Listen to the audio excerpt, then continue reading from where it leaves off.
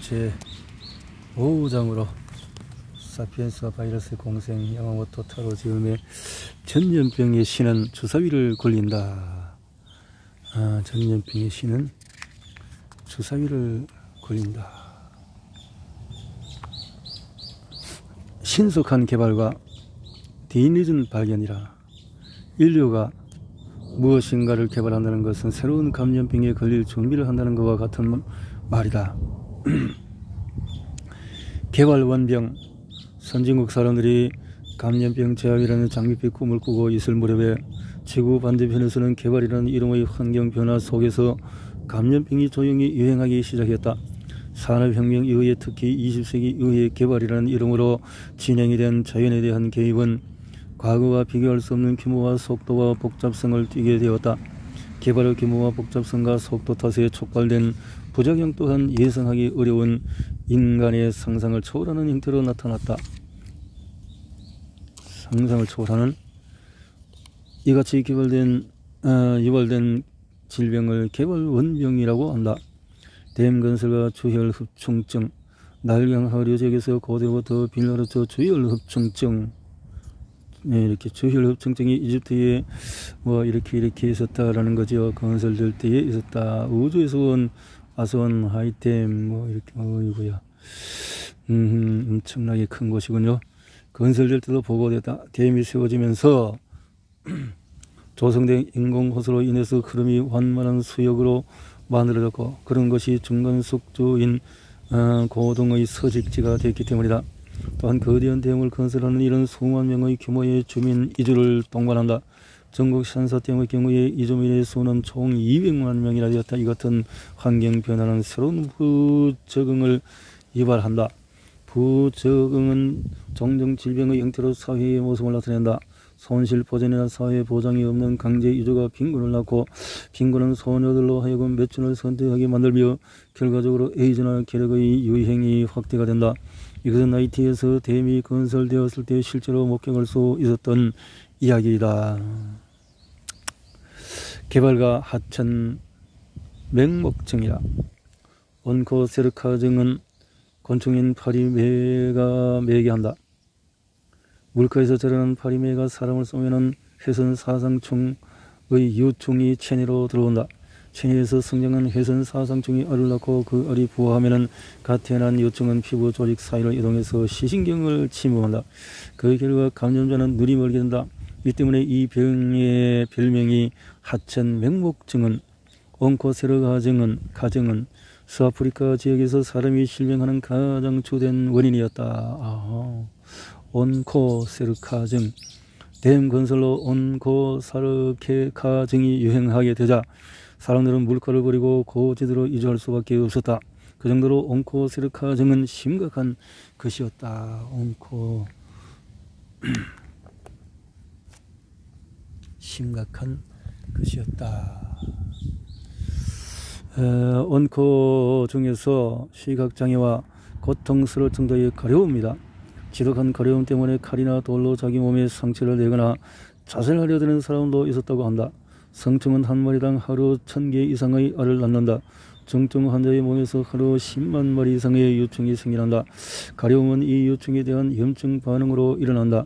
서아프리카 지역에서 시각장애와 파리매 그리고 회선사충 간의 관계는 1940년대에 들어와서 밝혀졌다. 하지만 오랫동안 대책을 세우지 못했고 이후로도 온코세르카증은 계속 유행했다. 온코세르카증 근절을 위한 대책은 1970년대 중반이 되어서야 수립될 수 있었다. 노동과 결핵. 20세기 초 아프리카의 광산을 개발할 때는 많은 노동력이 필요했다. 킴벌리나 바테르란트에서 개발된 다이아몬드와 금광산은 그때까지 유목민들만 살던 땅에 수십만 명의 규모의 광산도시를 출현시켰다. 그러나 이러한 광산도시의 환경은 열악해서 노동자들은 장시간의 노동, 좁다란 주거와 밀집된 인구, 빈약한 영양 등의 나쁜 환경 속에서 일해야 했다. 그 결과 결핵이 만연했다. 광산 노동자들은 하나둘 결핵으로 쓰러졌다. 계력으로 일할 수 없게 된 사람들은 고향으로 되돌아가야 했고 되돌아간 사람은 고향의 계력을 유행시켰다. 이런 것이 메이지 시기의 일본 제사 공장에서도 일어났다. 착취, 유행 착취. 야, 이 노동 착취를 통해서 사람이 면역이 떨어지고 건강이 떨어지면은 온갖 질병이 오는데, 그 중에서도 이렇게 결핵 같은 것들이 나타나게 되어진다는 거죠.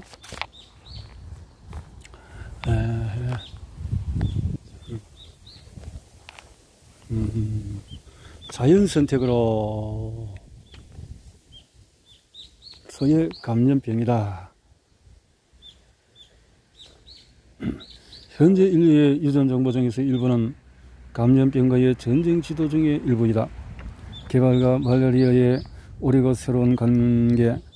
사하라 이남 아프리카에서 말라리아를 매개하는 것은 학질 모기인데, 학질 모기는 다시 아노펠레스 감비와 또 르넵스투스 두 종류로 나눈다. 푸네스투스가 열대 우름의 물 웅덩이 같은 응대를 좋아하는 반면에 감비에는 양지 바른 장소를 좋아한다. 아프리카에서 농경이 시작이 되고 산림이 벌채가 되자 감비에게 이성적인 생육 환경이 만들어졌다. 반투족 사하라 이남 아프리카에 농경을 도입한 것은 지구로부터 농경을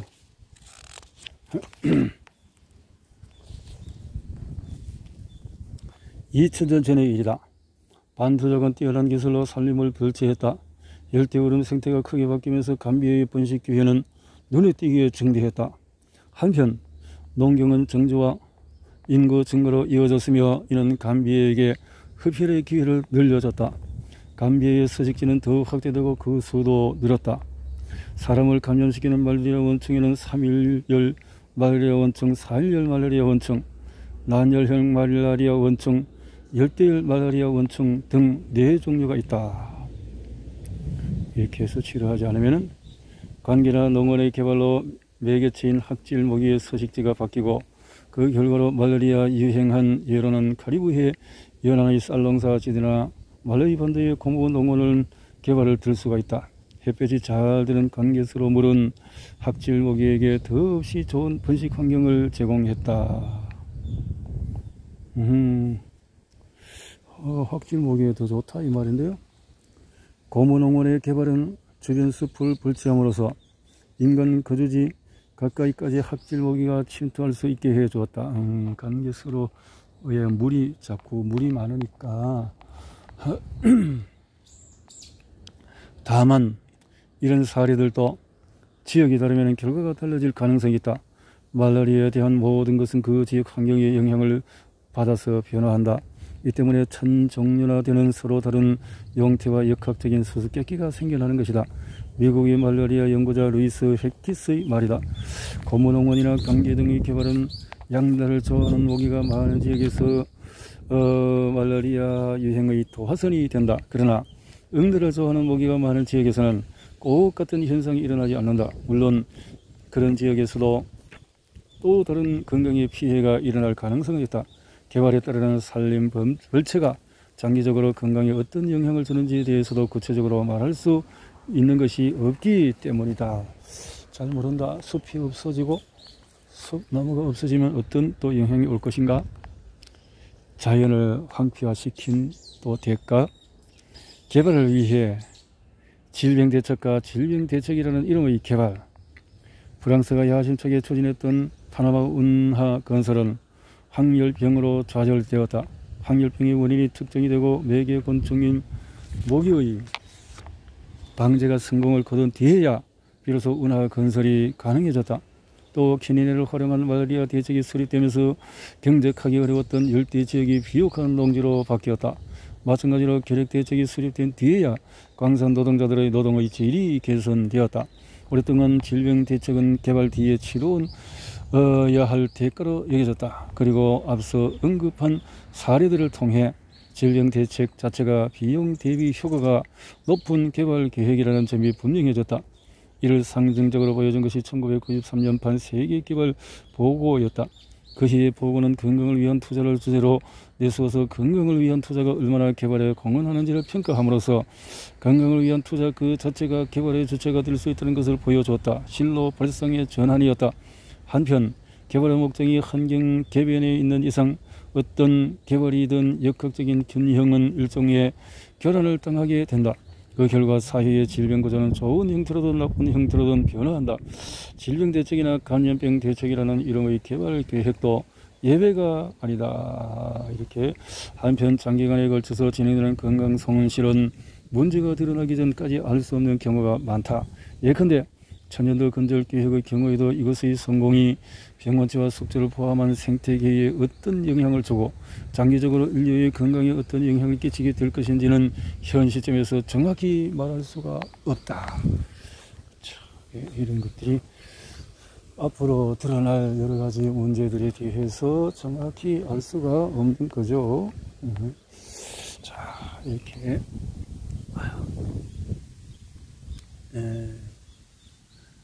적응의 부산물, 남모양 정혈구 빈혈증, 열대열 말라리아 원총이 인간에게 적응하자 숙주인 인간에게도 변화가 일어났다. 열대열 말라리아는 유아와 임산부의 사망률이 높고 또 유산이나 조산을 일으키는 원인이 되기도 한다. 이것은 인간으로 하여금 말라리아에 적응하게끔 만드는 압력으로 작용했다. 그 결과 열대열 말라리아가 많이 유행하는 지역에서는 남모양 적혈구 빈혈증이 나타나게 되었다. 이것은 중증이 될 가능성이 높은 열대열 말라리아에 대한 인간의 유전적인 적응이라고 할 수가 있다. 남모양 적혈구 빈혈증은 일반적으로 단팥빵 모양인 적혈구가 난모양이 되는 질병으로 빈혈을 동반한다. 이 질환은 실1번 염색체상의 헤모글로빈 유전자 변이가 원인이 되어서 일어난다 하는 건데요. 자, 표시가 있나요? 유전자가 있다 표현이. 열성 유전을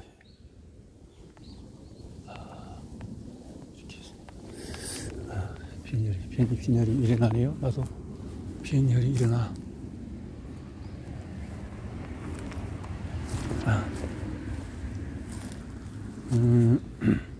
열성 유전을 해서 변이 유전자를 두 줄기를 갖고 있는 개인은 열성 개인은 심한 빈혈과 함께 뼈의 괴사, 비소, 미소혈관 폐색, 뇌신경장애 등 용혈, 적혈구가 파괴되면서 흘러나가는 이 용혈에 따르는 심각한 합병증을 겪게 되며 성인이 되기 전에 사망하는 경우가 많다. 한편 하나의 염색체만이 변이 유전자를 가진 개인은 남모양 적혈구증 경향이라고 불리는 증상을 보인다. 이들은 종종 저산소 상태가 될 때가 있지만 심한 합병증을 일으키는 경우가 적다. 비록 변이 유전자가 말라리아에 대한 면역력을 부여하는 것은 아니지만 남모양으로 변화한 적혈구는 말라리아 원청의 증식을 억제해서 증상을 완화시킨다. 말라리아가 많은 유행하는 지역에서는 난모양 적혈구증 경향을 지닌 개인이 정상 유전자를 지닌 개인이나 난모양 적혈구 빈혈증을 지닌 개인보다 생존과 자손을 남기는 데 유리하다. 정상 유전자를 지닌 개인은 어머니의 뱃속에 있을 때나 유아기 때 말라리아로 사망할 가능성이 크고 남모양 적혈구 빈혈증을 지닌 개인은 용혈과 그로 인한 합병증 때문에 생식 연령에 도달하기 전에 사망하는 경우가 많다. 자연 선택은 변이 유전자를 보존하는 방향으로 작동하는 동시에 변이 유전자를 도태시키는 방향으로도 작동한다.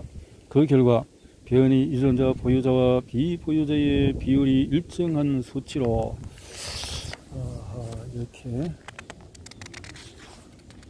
를 유지하게 된다. 이렇든 저렇든 사람이 약해지면 이렇든 저렇든 상황에 따라서 위험한 일을 당한다. 서아프리카의 어느 지역에서는 주민의 3분의 1이 이 변이 유전자를 보유하고 있었다. 당연히 이 변은 말라리아의 유행 강도에 따라서 달라진다. 이렇듯이 호모 접합자보다도 헤테로 접합자의 적응도가 높은 것을 전문 용어로 초우성이라 하며 특정 환경 요인에 의해서 유전자 보유 비율이 변화하는 도태 형식을 빈도 의존성 도태라고 한다. 도태. 흥미롭게도 이 변이 유전자는 반투족이 서아프리카에 농업을 도입해서 말라리아가 큰 문제로 불거지기 전에 생겨난 것으로 보인다. 유해하기만 했던 돌연변이가 악성 말라리아의 고강도 유행이라는 환경 변화에 의해서 높은 적응력을 갖게 된 것이다. 자연은 목적 없이 일어나는 변이를 선택함으로써 진화의 방향성을 준다. 이 선택의 방향을 정하는 건 환경에 의한 도태다. 그 결과 생물은 환경에 적합한 생태의 기능을 갖게 된다. 한편 그런 적응은 환경이 변화할 때에 부적응이 되는 경우도 있다. 말라리아가 많이 유행하는 지역에서 변이를 통해 이룩한 적응이 말라리아가 근절된 지역에서는 부적응이 되는 것이다. 더 이상 말라리아가 유행하지 않게 된 미국에서는 변이 유전자 보유율의 비율이 감소하고 있음에도 여전히 아프리카계 미국인 500명당 1명이 남모형 적혈구 빈혈증으로 고생을 하고 있다. 남모형 적혈구 빈혈증과 유사한 말라리아 저항성 변이 유전자는 그 빈도의 차이는 있을지언정 구대륙에 널리 분포해 있다. 하지만 신대륙 원주민들 사이에서는 이 같은 적응의 증거를 찾아볼 수가 없다. 이런 사실을 통해서 콜럼버스 이전의 신대륙에는 말라리아가 존재하지 않았다고 주장하는 연구자도 있다. 참 어려우면서도 이해가 될 듯 말 듯.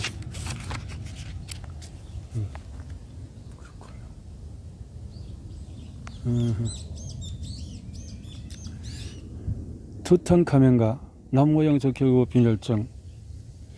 2008년에 2월에 발행된 미국의 의사학회지 한 논문은 1922년 이집트 남부 룩소로스에 발견된 왕의 무덤 속에서 미라에 얽힌 수수께끼가 마침내 풀렸다고 밝혔다. 이집트 고고학을 연구하는 국제팀은 약 3,500년 전에 살았던 고대 이집트의 왕 투탕카멘을 포함한 10여 구의 미라에 대해 의학 조사를 실시했다. 유전자 해석 단층 촬영을 이용한 조사를 통해서 왕의 사인의 일단이 밝혀졌다. 아멘호테프 4세와 그 자매 사이에 태어난 왕은 골절과 말라리아가 겹쳐서 사망했다는 것이다. 논문에 따르면 투탕카멘 왕은 부골이나 뇌반족을 앓았으며 이 때문에 종종 넘어지거나 발이 골절된 듯하다. 게다가 사인은 말라리아였을 가능성이 높다. 연구팀은 다른 그에서 미라에서 구개열, 뇌반족, 형발 등의 질환을 발견했으며 왕을 포함한 4구의 미라에서 말라리아 원충의 유전자 흔적도 찾아냈다. 또 왕이 무혈관성 뼈 개소로 고생했다는 사실도 알아내었다. 연구 내용을 보도한 기자 중에 한 사람은 왕족의 권력과 부를 갖고서도 그들은 부실한 건강과 신체적인 장애를 피할 수 없었다. 그 점이 인상이 깊다라고 말했다. 독일의 베른하르트 노후 열대학 연구소 팀이 그 뒤에 발표를 자세히 조사했다. 그 결과 왕에게서는 남모형 적혈구 빈혈증의 흔적이 발견되었다.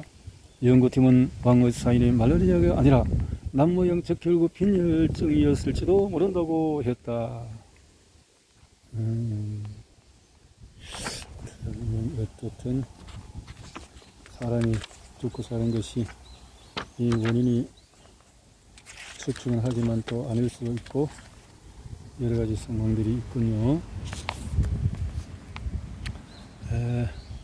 이렇게 역장으로 나와서 완전히 새로운 바이러스들의 습격이라, 완전히 새로운 바이러스들의 습격에 대해서 오늘 보도록 합시다. 새로운 바이러스들의 습격 6장으로 넘어갔습니다. 모습을 감춘 바이러스. 미스터리를 남긴 채 사라진 감염병에서 우리는 어떤 메시지를 읽어내야 할까? 갑자기 나타났다가 사라지다. 역사를 되돌아보면 갑자기 유행했다가 수수께끼 전 사라져버린 감염병이 있다. 15세기 후반부터 16세기 중반에 걸쳐서 유럽 전역에서 유행한 좁쌀열, 제2차 세계대전에 출현해서 1940년대부터 50년대 걸쳐서 유행했던 치사성 폐렴 신생아, 1950년대 후에서 옥열, 2차 세계대전 뒤 일본에서 나타난 이질, 이런 것들도 감염의 일례일지도 모른다. 여기에서는 사라져버린 감염병의 자연사를 추적하고 그런 감염병이 인류와 감염의 역사 속에서 중요한 장을 구성하는지 아니면 단순한 각주에 지나지 않는지를 고찰해 보려고 한다. 좁쌀열. 좁쌀열은 15세기 영국에서 유행하기 시작해서 이었고 유럽 전역으로 번진 원인 불명의 감염병이다. 병원성이 높고 증상이 급격해서 환자가 몇 시간 만에 죽음에 이르기도 한다. 최초의 유행 시점은 1485년 8월 7일 이후부터 8월 20일 이전으로 추정이 된다. 8월 20일은 장미전쟁의 전환점이 된 보조워서 전투가 벌어진 날이기에 많은 사람들의 기억에 남아있다. 이 보조워서 전투에서 승리한 헨리 7세의 개선과 함께 좁쌀열이 런던에서 유행하기 시작했다. 기록에 따르면 증상은 갑자기 오한과 현기증의 두통, 건태감으로 시작이 되어진다. 중증의 경우에 발 한 뒤에 기력이 소모되고 허약한 상태에 빠져서 의식불명이 되었다가 사망에 이른 예도 있다. 두 번째 유행은 1507년에, 세 번째 유행은 1517년. 유행은 모두 잉글랜드에서만 일어났다. 1528년에 시작된 네 번째 유행은 역대 최대의 규모였다. 유행은 5월에서 런던에서 시작이 되었다. 다수의 사망자가 나왔다. 국왕 헨리 8세는 런던을 탈출해서 각지를 전전했다. 여름이 되자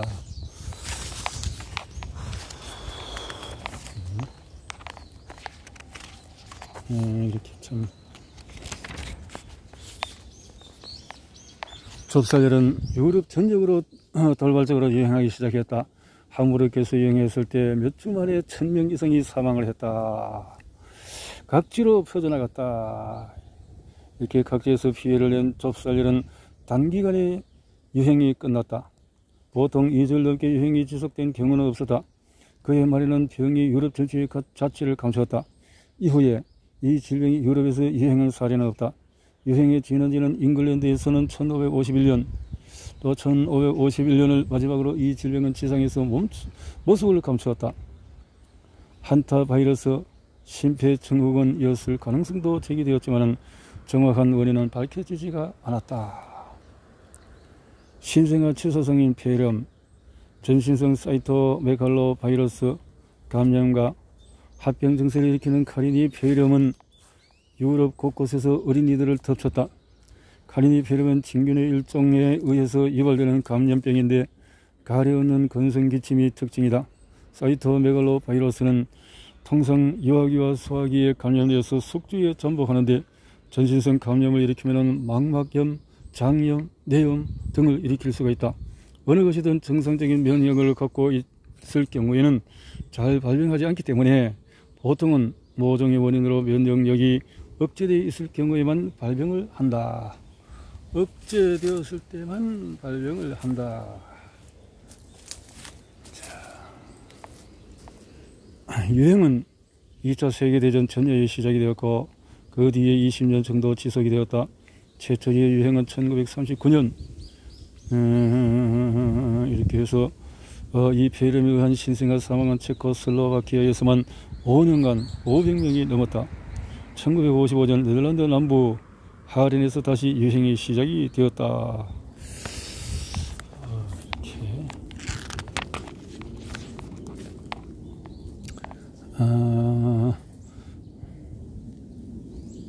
전수 조사를 하고 이렇게 해서 다양한 각도에서 원인이 모색이 되었다. 충격적인 것은 환자들에게 고글로불린 혈증이 발견되었다는 것이다. 고글로불린 혈증은 피 속에 다량의 항체가 있음을 시사한다. 이것은 오늘날 소아 에이즈의 지표 가운데 하나로 활용이 된다.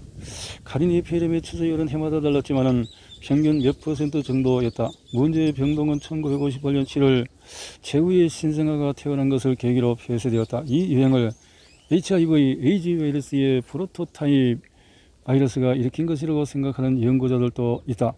당시 병에서 회복된 신생아가 많았고 이후에 에이즈의 치사율은 95%를 넘게 되니 그들의 추측이 맞다면 HIV는 그 사이에 회복 가능한 바이러스에서 거의 회복이 불가능한 바이러스로 변이 된 셈이다. HIV는 사람의 사람의 유전자 RNA 역전사를 지닌 바이러스. 역전사. 바이러스다. 역전사 바이러스. 레트로바이러스에 의해 감염해서 숙주가 완전히 회복되는 사례로는 소에게 감염되는 잼브라나 병 바이러스를 들 수가 있다. 잼브라나 병은 1964년 인도네시아 발리 섬에서 발견된 소의 질병이다. 급성 증세를 보이면서 신장이나 림프샘의 심각한 증상을 야기하는데 치사율은 15에서 20%이다. 그러나 적응을 면한 소는 병에서 완전히 회복이 된다. 아시아에 서식하는 원숭이들 사이에서 유행한 레트로바이러스가 6세대째 감염해서 바이러스로서의 성격을 변화시킨 사례도 있다. 그렇다면 HIV의 변이 가설은 한 번쯤 검토해볼 만한 가치가 있는 주장인지도 모른다. HIV.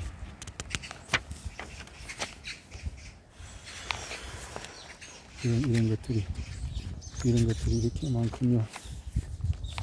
응? 옹열 발열 뭐 이런 등등이 있다는 거죠. 지금까지 2번 유행한 것으로 알려져 있다. 또 성인 T세포 백혈병, 바이러스는 비록 완전히 사라진 것은 아니지만 특정 지역에서 있다. 뭐 이런 것들이 있다라는 거죠. 이렇게 나와서 그도 발견되어지고 있다라는 거죠. 성인 T세포 백혈병 바이러스는 유전자의 변이가 적은 바이러스다. 이런 바이러스가 있다. 생각 바이러스.